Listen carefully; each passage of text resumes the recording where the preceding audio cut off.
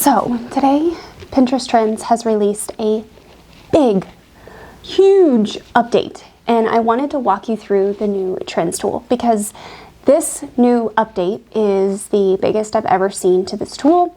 I think it's going to make the tool more valuable and more user-friendly for those of us who are using it to not only see what our audience is searching for to find keywords, but also to plan our content in advance.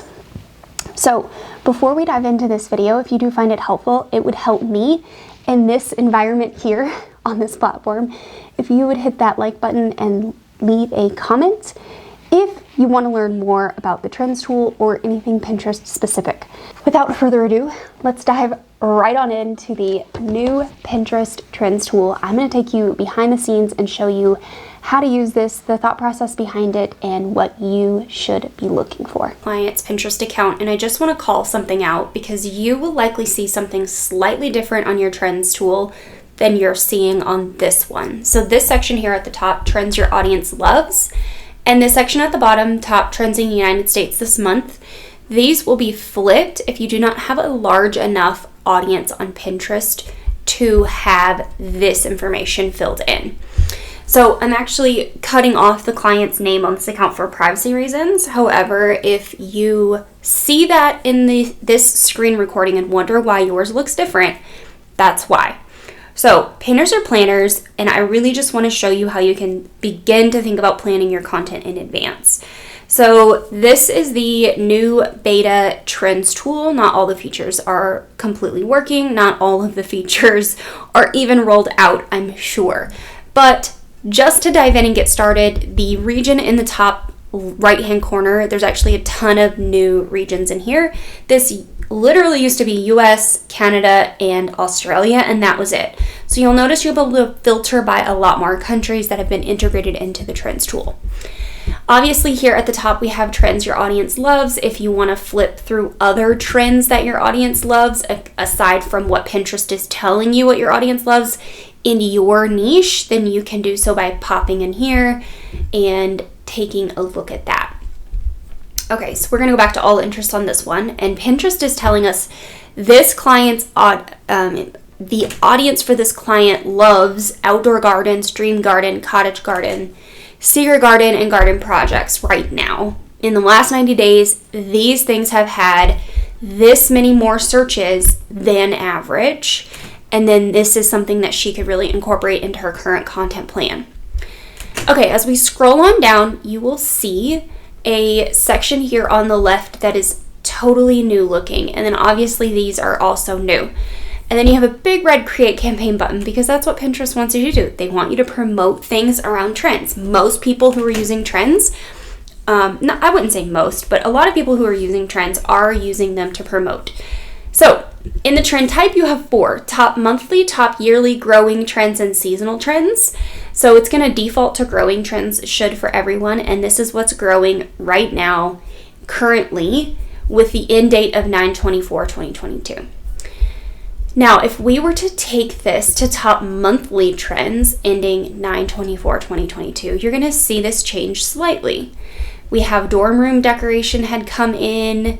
There's Halloween stuff down here that's starting to filter in.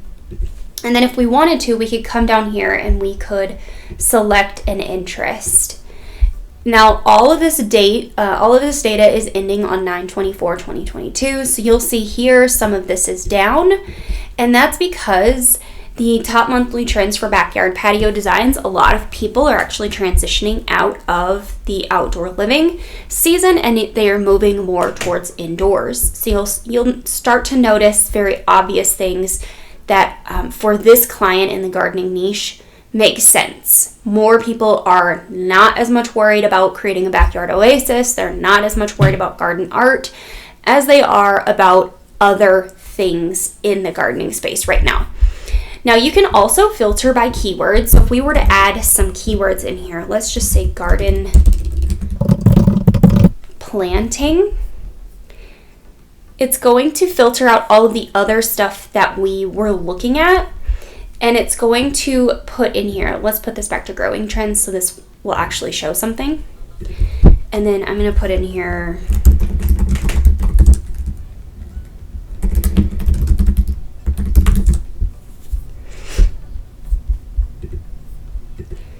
So it's prompting me to switch my trend type to top yearly trends because it knows that my growing trends right now are not showing me content. So we can toggle these around. If you're not seeing content, do what I did and change the trend type. And then you can continue putting things in here. So like garden design. This is going to give us a lot of stuff to look at. So just these 4. And then you'll see, okay, all of this is down. So the logical part of your brain would say, ooh, we probably shouldn't be pinning about garden design right now if it's down. And I would say you're wrong. So we'll talk about that in a moment when we talk about the actual content planning part of this. But I just want to walk you through what this looks like. Now, if you were to click on any one of these, it's going to open a second window. And it's going to look kind of like it used to. There's going to be 2 little filters here at the top left of the graph that were not there previously. And then if you scroll down on this screen, you'll see related trends like you used to. And then the demographics have now been incorporated in here. Now, we used to be able to see demographics if we were to go to Audience Insights in the menu. However, they've now integrated the trends into the demographics as well, which is quite helpful. You can see what age group is actually interested and what gender is interested in that specific topic. So if we were to go ahead and add a couple more things onto our comparison at the top, you'll notice what you noticed in the past. There's going to be multiple different colored tiles, and then the trends are going to be on the graph, and obviously one of them is pretty much always going to squash the others. So garden design is actually a very broad term. If we were to take it off, you'll notice the others pop up. And then you'll also notice that they're both going down. Now, my thought is that you should create content when the trends are down or just beginning to rise, not just when content is up. Because if the trend is already up, chances are you've already missed the boat. Let's do a new example. I just want to show you a very common example. I use this one all the time. So we're going to look at top yearly trends. We're going to take it out of gardening, and we're not going to use an interest, and I'm just going to use a keyword of Christmas. And you can see that this is all up, all of it. There's some of these are down on a yearly change, but most of the weekly and monthlies are all up. And that's because people are looking at this content right now. They're already planning for it. So we do want to take note of things like this that are really on the rise. That could be a really great idea pin for someone in the nail and beauty industry. So I like to take a look at these things just to see what I'm going to be looking at in the coming months. When should I begin creating content for these topics? Now, if you look at Christmas and Halloween together, a lot of times trends will coincide. When one rises, the other one's starting to dip. So this has a mini rise here for Halloween, and Christmas is still really on the rise. This one continues to rise as this one begins to go down. I mean, this one is starting to go down, but this one's definitely diving down after Halloween. So pay attention to those things. Now on this same screen, I want to walk you through another example that I walk people through a lot. So that's like crock pot meals. And another industry that is winding down is grilling. So grilling recipes. You'll notice one really starting to take off here as this one is starting to really taper down here. So that's really how you want to use the trends tool to begin to inform your content.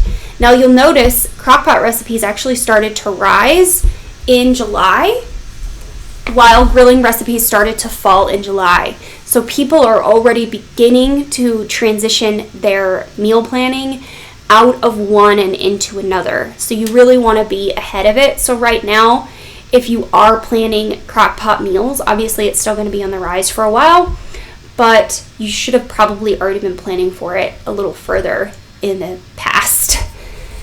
Okay, so that's it for the new Pinterest Trends tool walkthrough. First impressions are, it's very much the same. They've given us a few new filters. They've given us a few new insights into how to look at the data. The more that I am able to digest the tool and actually utilize it for my clients and myself, then I will come to you with a more full in-depth video. So today's video, I really just wanted to walk you through how to use the new tool, what to look for in the new tool, and some examples. So in general, pinners are planning 30 to 90 days in advance, so you don't want to be right on top of the trend, with the exception of idea pins. With idea pins, you can be right on top of the trend and it typically still works out. I still like to plan and pin my idea pins at least a few weeks before the event, so I am not pinning how to decorate my Christmas tree on Christmas Day, because people are generally taking their Christmas trees down after Christmas Day. I would be pinning that on Thanksgiving though, so that's one example of the idea pin not being published right on top of the trend of when it's happening. And then really just make sure that you're planning your content when those lows are happening or before they really start to peak. So if we take a look at one more final example, this one here, you wouldn't be planning Halloween decoration content right here when it's down, although you could be because it's still before Halloween. But back here in June, you could have been pinning and planning all about it already and getting ahead of that trend. It is on the rise here, so like I said, you could do it here, but you would have had better results had you been doing it sooner. So pay attention to the dips, make sure that you're ahead of the curve, and getting your pins and content published ahead of time. That's it. That was the whole thing. So I'm going to be coming to you with more content on Pinterest trends and trend planning as I get to know this tool more. In the meantime, if you liked this video, go ahead and give it a thumbs up. I would love you forever. Make sure you leave comments in the comment section down below and let me know what you want to learn about next, because I am in the content planning time frame of my business, like always, for Q4 and Q1, and I would love to know what you want to know about Pinterest, content marketing, and short form video content. So do drop me a comment if you have thoughts. Otherwise, I will see you next week. Make sure to head right on over here and check out some more Pinterest marketing videos, and I'll see you next time.